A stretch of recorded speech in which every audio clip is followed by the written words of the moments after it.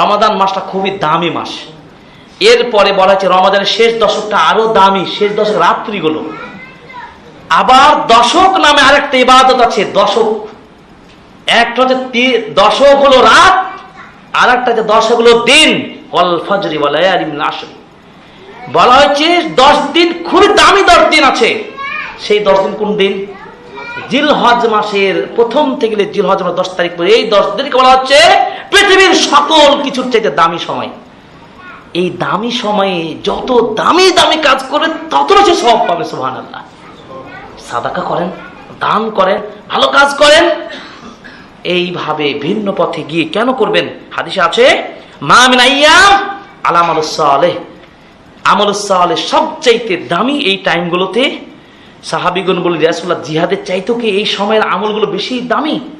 আমি মনে করেছিলাম আজকে হয়তো জিলহজ মাসের 10 দিন আমল বলবো, কারণ আরো তো জুমা আছে, যে সময় ইমামগণ আছে তারা আলোচনা করবেন। এই জন্য পুরো প্রস্তুতি প্রসূত নিয়ে আমরা আলোচনা দিকে চেষ্টা করছি। তিনি বললেন যে জিহাদের চাইতেও 10 দিন দামি। জিহাদ করতে গিয়ে আপনি যদি মারা যান, শহীদ হয়ে যাবেন, জান্নাত।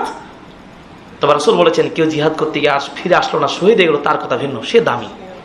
এছাড়া দামি টাইম এই 10 দিনকে টার্গেট করবেন, সর্বোচ্চ সাদাকা করবেন, সর্বোচ্চ দান খায়রাত করবেন, সর্বোচ্চ ভালো কাজ করার প্রোগ্রাম আপনি এখন থেকে সাজিয়ে নেবেন ইনশাআল্লাহ, এখন থেকে নেবেন।